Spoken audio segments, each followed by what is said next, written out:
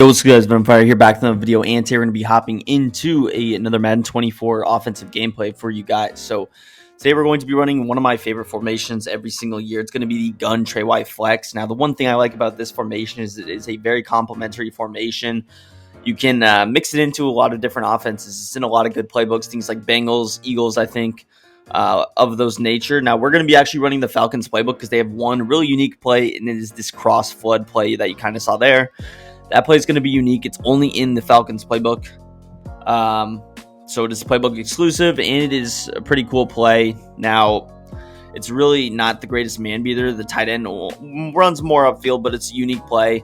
And so, obviously, if we're running just Trey flex, we're going to run the best one, and that's going to be Falcons. So we're using Falcons, ironically, here as well. Just starting out with the ground and pound. This is a formation where you want to be very balanced. Run the ball, pass the ball. Generally at around an even split, but if you can run the ball, just keep doing it because this inside zone blocks just really, really well. So if you can scheme together a couple of decent passes, this formation can be very fun to use. So right here, we're going to actually try and go to the cross flood. We're going to incorporate this wheel route a lot out of this formation, similar to something like U-trips because you have nothing else over there. So I like motioning over, hitting him there. Here, I probably had the wheel route, but some bad pocket presence. We don't get it off. It is what it is. And again, this is my first time. I didn't lab Trey flex at all before this. Basically, what I did is I just hopped into the game. So you're going to see kind of more of a freestyle level of offense rather than labbing it. Here we go to dagger. Basically, we just wheel the running back.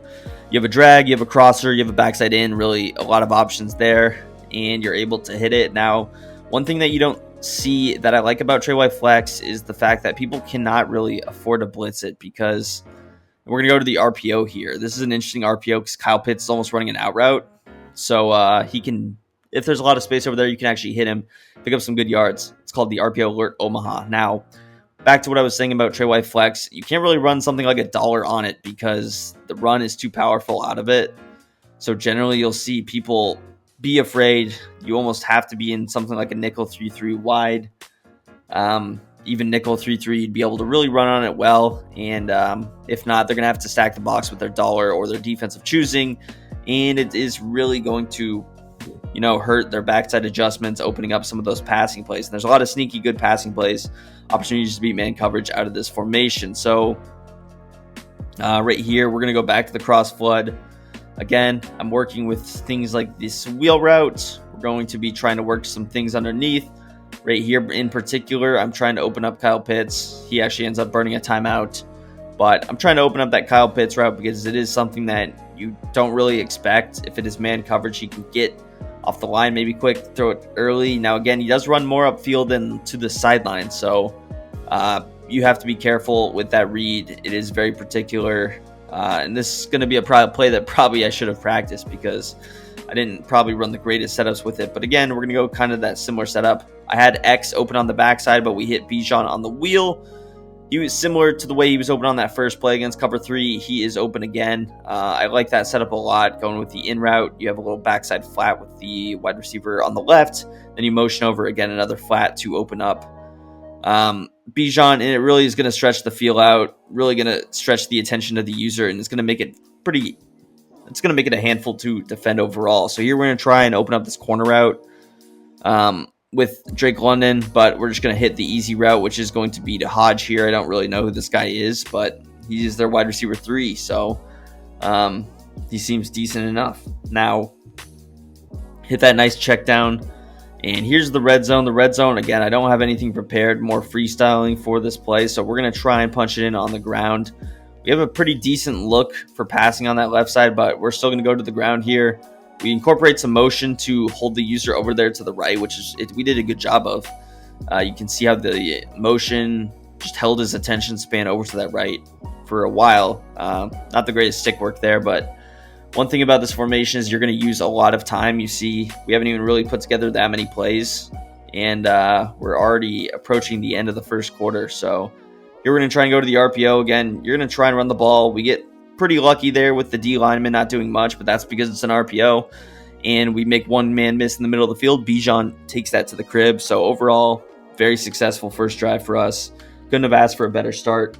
And again, what has he seen? He really hasn't seen much of these bigger plays passing wise. So, as far as that is concerned, we still have a ton of good plays that he hasn't seen.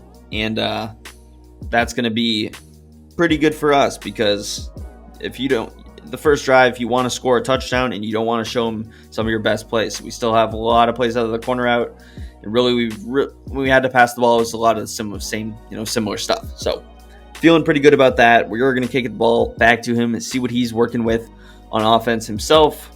Similar to that last video that we posted, we're going to be running some of this dime on defense.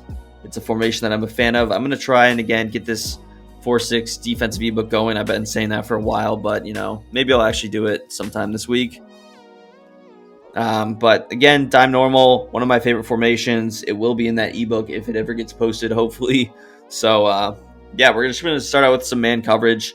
He's going to come out in a 2 tight end look. Makes it fairly easy for us to use her, and likely he actually almost throws an interception there on A.J. Terrell. We'll live with that matchup of tight end on A.J. Terrell, our best cornerback. Now here's going to a heavy Raven. This is interesting. I try man aligning, but these outside corners, they take the inside guys, so it's just a really weird angle. If Mark Andrews on any kind of an inside route, I have to worry about that. So you're really going to try and bank on the pressure. It could also be a run. This was probably not the best defensive setup overall.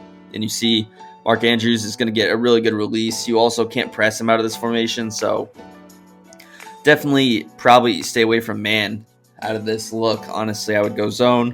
I would force these tight ends to get open, maybe run a cover 2 blitz, but I think he ends up, what does he end up doing?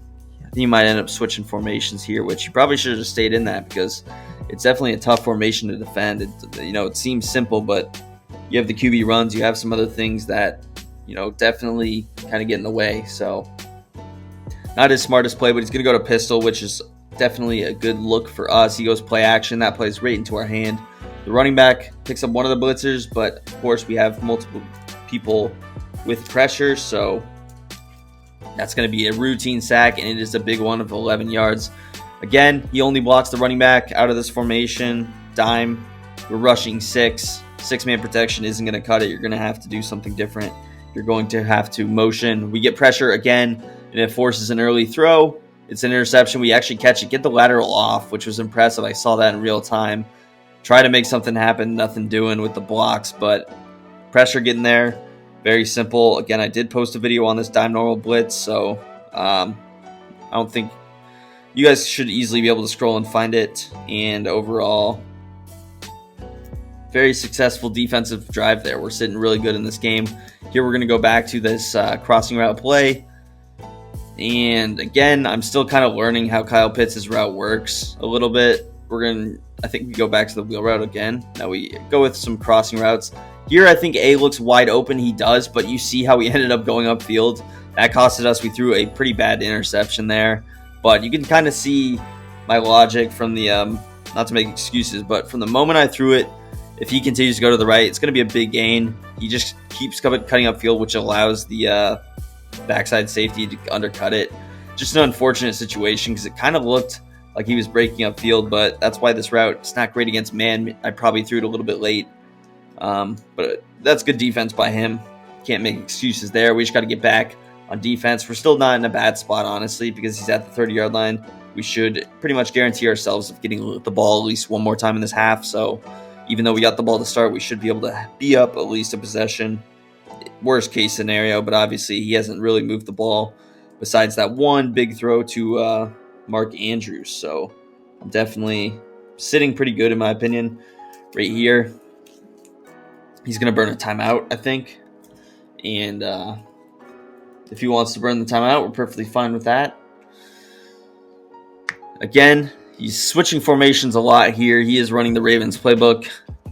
Maybe a coach suggestions player, who knows. But here we're going to try and do a little bit of adjusting to get these matchups the way I like them. With the slot corner defending him, we only blitz one corner off the edge. Somehow that's not a fumble, but we only blitz one corner off the edge.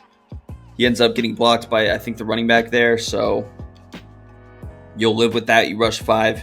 You get a little bit of pressure. It is what it is. So here, handoff. gets decent blocks, but it is going to be 4th and 2. Obviously, it's going to be 4-down territory if you run the ball there on 3rd down. I don't hate that call from him, honestly. He had a decent chance to pick it up, but we did end up getting through with a block shed, so a little bit lucky on our part. But this is going to bring up 4th and 2, very important down. Clock management-wise, again, we're still sitting pretty good. We have all of our timeouts, so definitely not panic mode. But it is important to get this stop here because then we have a lot of time to work with the offense and try and pick up some stuff. So definitely going to be ideal to get this stop. He's going to come out in a new formation. Obviously, we're not expecting run. He's going to pass. He has the running back wide open. Kind of asleep with our user, but it slants. He had a lot of time to throw, but bad read there by him. And we end up getting that stop. So good on us. We have 2 minutes and 46 seconds to work. We're going to go back to the ground. We get some pancakes, and this is really unfortunate. It could have been a massive play because that dude got pancaked. We sprinted like right into him after we made one guy miss. Just an unfortunate situation there because that could have easily been a touchdown, just the way the blocks were looking. So win some, you lose some is what I will say. Anyways, SE corner, we're going to try and incorporate some out route concepts. You see on the right side, it's a cover 3, but it looks very open. We almost end up throwing a pick 6, throwing that pass late. This is where I realized that safety's in the curl flat. So we end up making that adjustment. I think we throw Drake London on the out route now, which probably is the move. And obviously Kyle Hamilton can't get over there in time. We probably still throw it late, and he ends up making the tackle, bringing up 4th down. You know, we're going to go for it, though. Definitely not one to punt on 4th and 2, although maybe I should have the way I was playing defense. We're going to go cross flood, it looks like. And I think maybe we go back to the out route over there with Matt Collins. Otherwise, we have these seam routes that can get open. We had X open, very open, but we end up hitting Drake London. Kind of a riskier pass, but he is able to catch it at being the best receiver on our team, so definitely nice to finally pick up more of a chunk play passing the ball. A lot of dinking and dunking, but out of Trey White flex, it's not super high powered offensively. It's man coverage, so we try and hit Bijan. I don't think he would have caught it if I didn't click on, but I tried to get a little swerve action. Again, you saw that was man coverage last play. Kyle Pitts, no separation on that route. So again, it's not a great route for man coverage. It's really more for zone. He was running a good mix here. But Bijan definitely was open on that route. That's just having Desmond Ridder and him missing a throw. But this is a play I like. You have a corner out, backside drag with the wheel route to the other side. Very good concept. We hit Bijan here.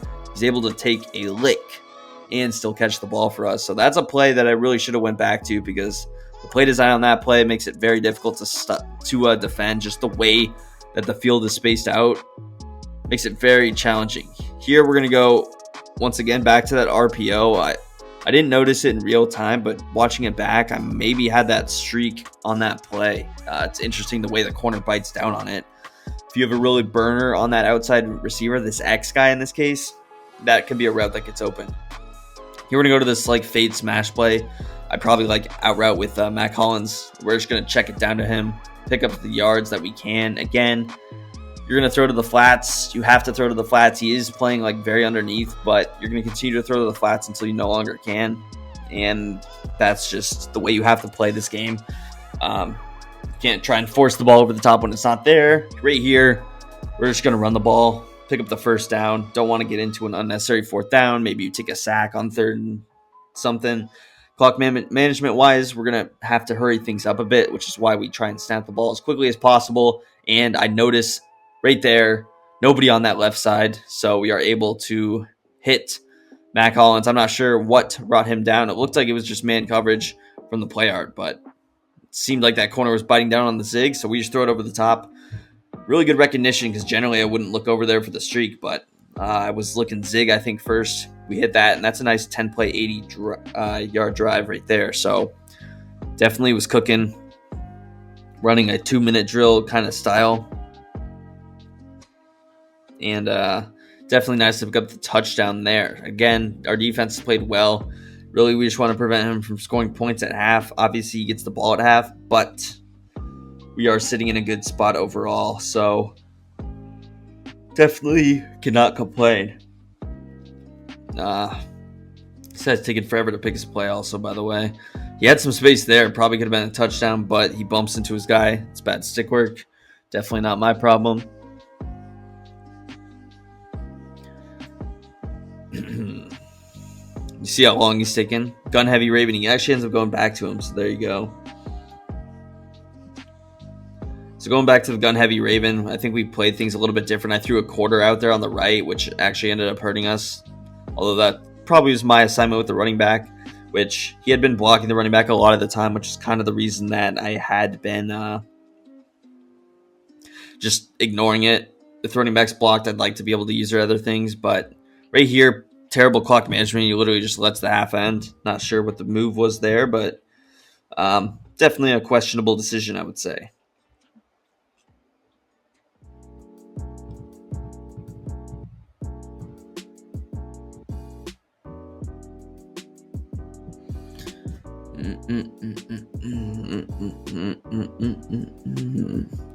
Let me know how your guys' team is doing on the season as well.